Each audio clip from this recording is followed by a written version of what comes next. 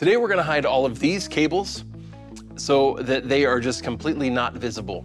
Not only is it gonna make it look nicer and cleaner, but also we're gonna hide this power strip surge protector. We're gonna put that inside, and that's just gonna free up space on the top, and it's just gonna hide all of the connector cables and power cables and everything. But we're gonna talk about how to do this as easily and quickly as possible and as cheaply as possible, and make sure that we're doing it right. Okay, first things first, I gotta pull this cabinet out because I gotta make some space here. And I think I wanna go ahead and hide that power first. Now I could choose really any one of these cabinets to put it in because the cord's plenty long, and I've got an outlet on the wall back behind that's almost like straight back behind. I'm actually gonna go ahead and put it in about the middle though. So I got a cabinet door right here. I'm gonna put it on the bottom because that way it's just a little bit more hidden. So for that, what I need to do is drill a hole through the back of the cabinet. It's just thin sheet board, and so I'm just gonna drill through that. And the way I'm gonna do that is I've got a 1-inch hole saw, which is gonna be perfect. That 1 inch is gonna be just big enough for me to be able to get the head of my outlets through it. So basically, any power cables that run from any of these devices are gonna go inside the cabinet instead of to a power strip on top or back behind. So we'll go ahead and put the hole kind of up toward the top near the back center. Then we'll vacuum that out. Now the reason I went with that hole saw instead of like a normal drill bit, or even, I can't remember what they're called now, but the ones that's kind of like a paddle, but that make the kind of the bigger the holes, those are a lot messier and don't give me quite as clean of a hole when I'm going for a big hole like this.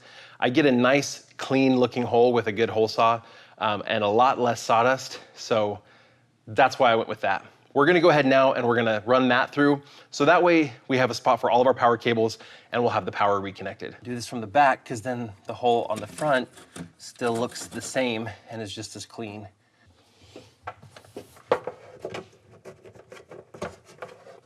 That was all it took.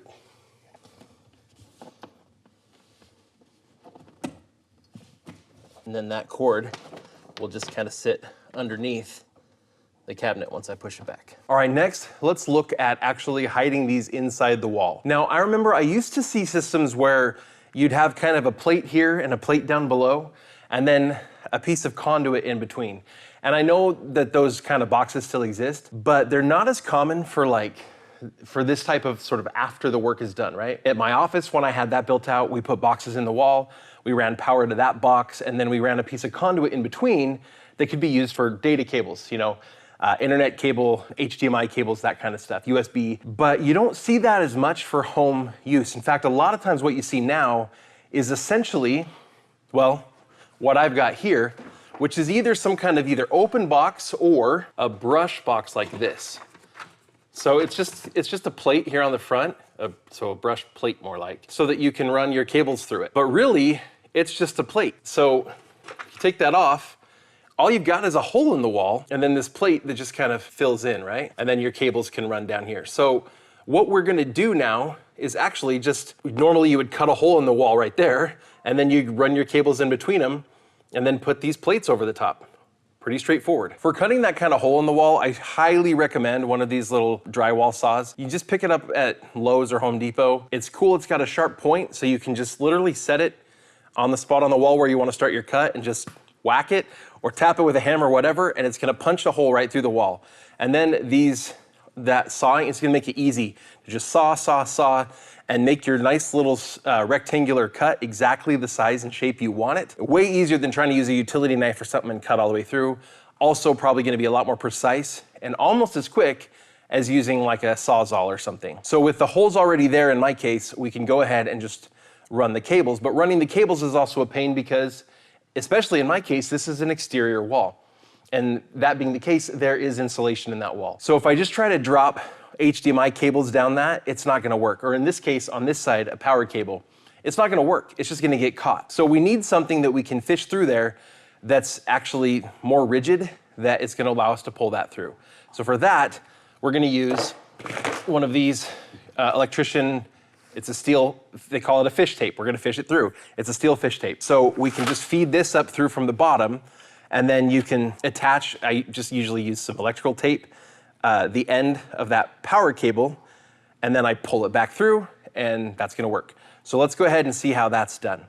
So we're just gonna kind of carefully, we're gonna try to keep it as straight as we can, and it curves this way, so we're gonna fish it in this way so that this end kind of stays against the wall.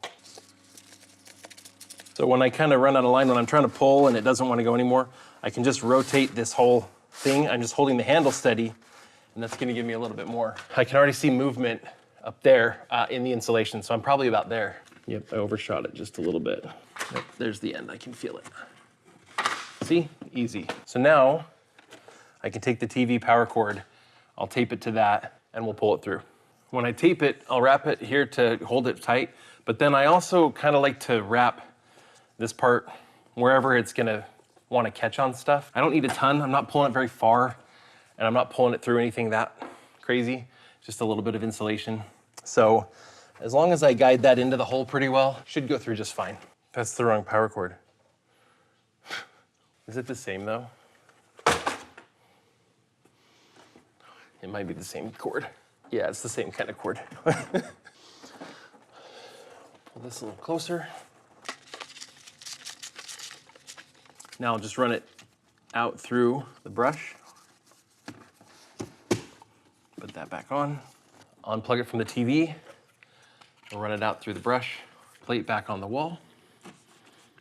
Now that's not a real long power cable, so I don't have a lot of extra wiggle room here. So I'm gonna have to wait until I push the cabinet back and the TV back before I really connect up those two things. We also want to keep that in mind with the HDMI cables that I'm going to run through on the other side, because there is another one of these over there, is that I need to make sure I have HDMI cables that are long enough. One of the ones I have here I know is going to be too short, so I'm going to replace it with one that's a little bit longer. Now, where they're just in the wall like this and not in conduit, it would be okay, probably, to run the power and the signal cables through the same spots. But according to NEC, if we had done it in conduit, we couldn't do that. You're not supposed to do that. The power can interfere with the signals and stuff and all that, but really that's just, it's a standard now, you're not supposed to do that. And in this situation, where a lot of TVs have power on one side and they have all their signals on the other side, it just made sense and it worked out. Again, I guess the previous owner had already done this anyway. They ran the power on one side and the signal cables on the other. So I'm good to go there. All right, so same deal over here now on this side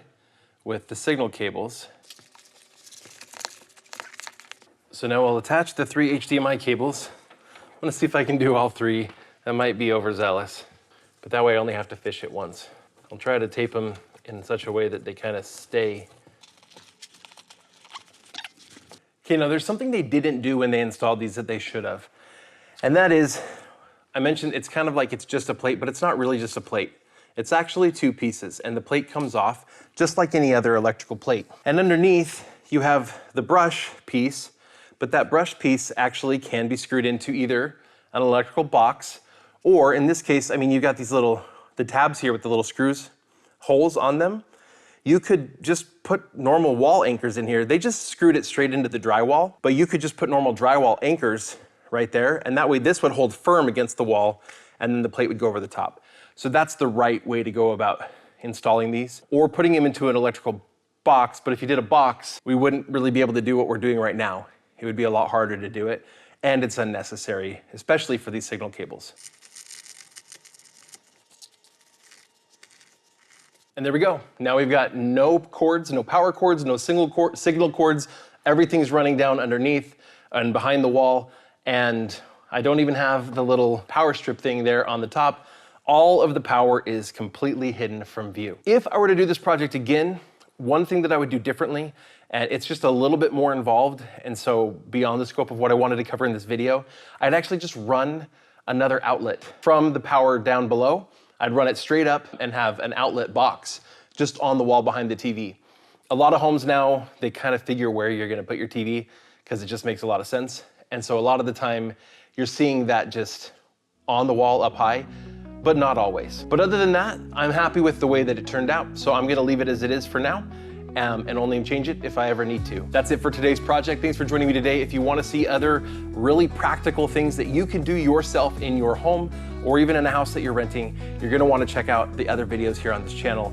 This is Fixter. We'll see you all next time.